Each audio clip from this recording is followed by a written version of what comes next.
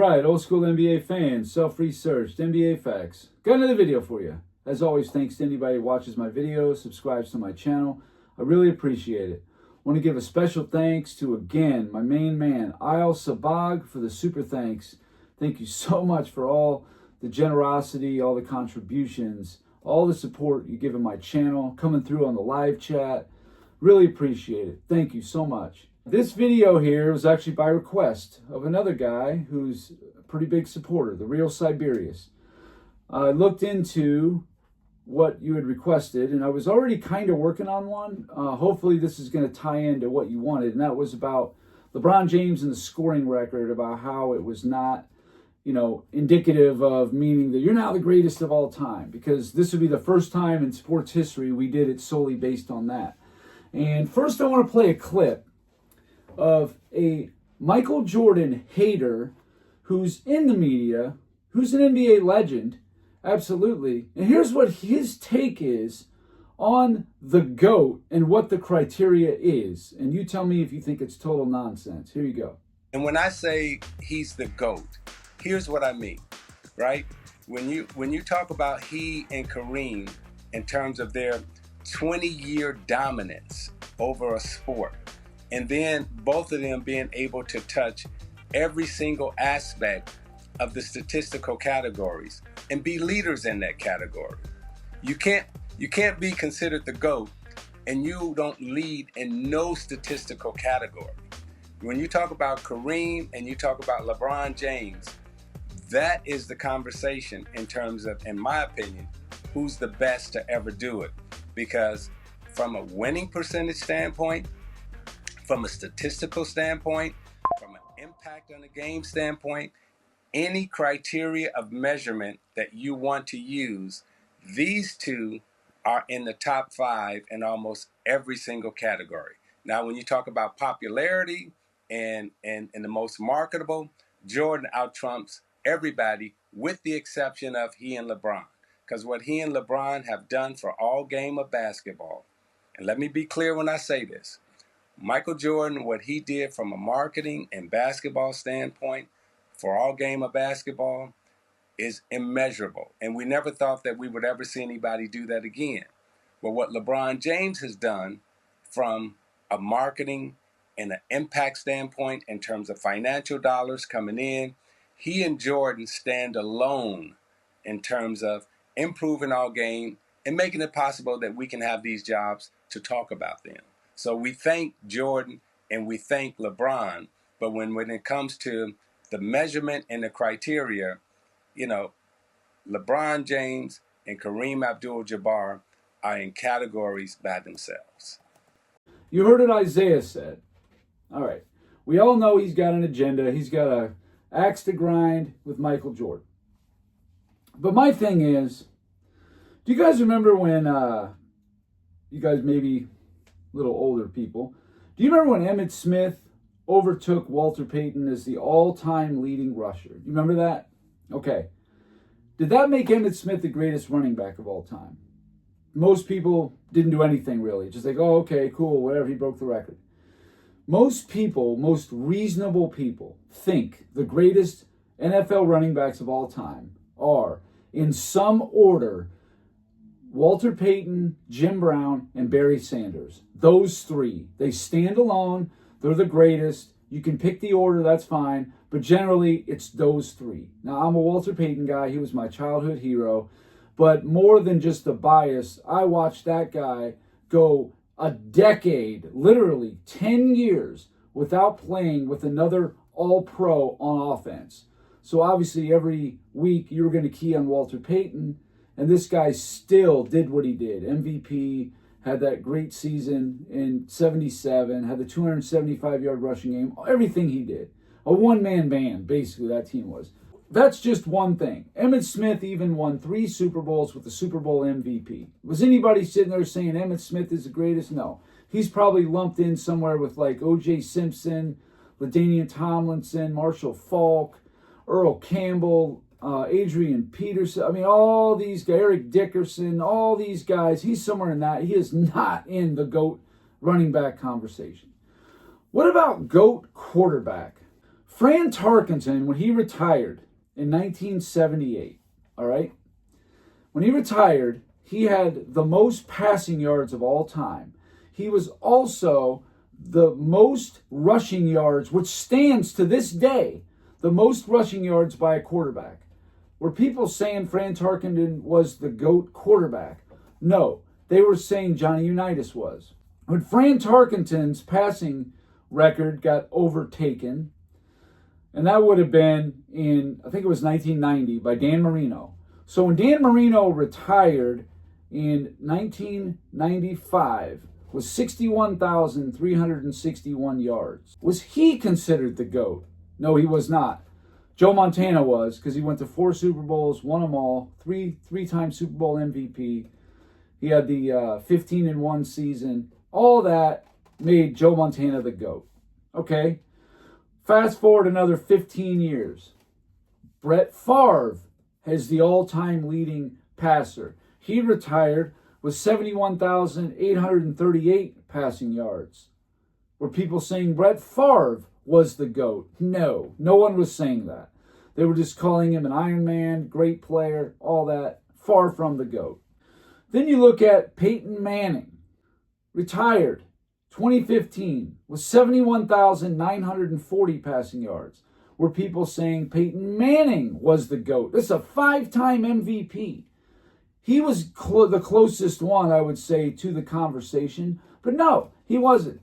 John Elway was in the conversation, but it was still Joe Montana, hands down. No doubt about it. It was Joe Montana.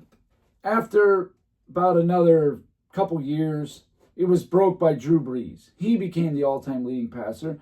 He retired with 80,358 yards. Was he considered the GOAT quarterback? No, he wasn't. By that time, we were saying it was most likely Tom Brady, with Joe Montana probably a close second. But then when Tom Brady won his 7th Super Bowl, giving him a 7-3 record and 10 Super Bowl appearances, everybody, obviously, Tom Brady's the GOAT. He's the greatest quarterback of all time, yada, yada. Winning that last one in Tampa just solidified it right there. Okay, so that's a no-brainer. We're done with now. You got Patrick Mahomes, who's coming up, the ranks or whatever, but people are even saying that maybe he belongs in the GOAT conversation. I don't think he does, but he's nowhere near the passing yard leader. In fact, he's 48th in passing yards, 30th in touchdown passes. So why would he have any GOAT claim, since all this is about accumulative stats, longevity? Why would Patrick Mahomes even be considered? 3 Super Bowls? That's great. He's got the same as Troy Aikman. He doesn't have as many as Terry Bradshaw. He doesn't have as many as Joe Montana. He's not even sniffing half a Tom Brady. So how would Mahomes have a stake in it? Maybe because it's the totality of his career, already having 3 Super Bowl MVPs, a 2-time MVP winner, already been to 5 Super Bowls and won 3 of them. Maybe that might have something to do with that. Moving along, enough of the NFL analogies. Magic Johnson is 7th on the all-time assist leaderboard. That's a point guard's most important stat. He's got 10,141 assists. He's 7th. He's 25th in steals. Why would anybody on earth think that Magic Johnson would be the GOAT point guard? That's stupid. So you look at John Stockton. John Stockton is the leader in assists. He's got 15,806. He's also the leader in steals with 3,265. Why wouldn't John Stockton hands down be the GOAT point guard? He leads all time in 2 of the 5 major categories. According to Isaiah Thomas, you can't be the GOAT if you don't lead in something. And this is a guy who led the league in assists, 10 times? 10-time leader? Twice was the league leader in steals? How? How would it not be Stockton as the greatest point guard? So he's saying LeBron and Kareem, it's just these 2. Okay, fine. LeBron has played the most minutes, Kareem the second most minutes. So if we're just going by who hung around the longest, if that's how we're doing it now, that's new. But given a fair shake, LeBron James is now the all-time leader in points. He's fourth all-time in total assists. And he's sixth in steals. He's nowhere near in blocks. He's not even in the top 200 in blocks. In rebounds, he's 26th. So he's not even in the top 25, playing a forward position and all that. In offensive rebounds, this dude is 147th. So obviously, we're not counting offensive rebounds. So he's 26th in rebounds. He's fourth in assists. He's sixth in steals, first in points. Okay. Now, Isaiah said that these guys are in top 5 in everything, which is totally inaccurate. LeBron's not. Now we look at Kareem. Kareem is second all-time in points scored. He is third all-time in blocks. However, there's a big caveat to that. The first 4 years of Kareem's career, they did not track blocks or steals. He is about 650 short of Olajuwon, number 1 all-time. But if you were to average what Kareem was doing, it's safe to say he probably would have had another 1,000 blocks. He would be leading by about 250 to 350 blocks to being safe. So he'd be number 2 in points, number 1 in blocks, and then in rebounds, he's fourth. So he's actually top 4 in points, rebounds, and blocks. LeBron is only top 4 in points and assists, nothing else. So going by Isaiah's own logic, LeBron has done nothing to surpass Kareem, even on the longevity stuff. When did we start looking at this stuff just in cumulative stat as the main criteria? Maybe about 10 years ago, when all the Nick Wrights and Shannon Sharps and all these people joined the media. Now all of a sudden it's such a big deal. Never was before in any sport. You know, I did a video a few months back how Alex Ovechkin is going to overtake Wayne Gretzky in goals. Is that going to change anybody's opinion about who the greatest hockey player of all time is? No, it's not. So I think this whole thing about LeBron James overtaking Kareem as the all-time leader somehow makes him anything other than what he was the day before is ludicrous. Yeah, sure, it's a nice record. It's a record of a career. It's a career achievement. That's great. But if we're talking basketball career, Kareem is the greatest of all time. He's got the greatest total resume. But if we're talking about the totality of someone's career, you look at accolades, you look at team achievements, individual achievements, add it all up. There is no one other than Michael Jordan. Believe me, I've looked at every player from every angle you can think of. There is no one else other than Michael Jordan. Now, Bill Russell, you could put in the conversation just because he had such overwhelming team success. And the fact that he's the all-time rebound per game leader in the playoffs with the 5 MVPs, with the 10-0 in Game 7, 17-1 when facing elimination. You throw all that into it, sure, he could be in the conversation.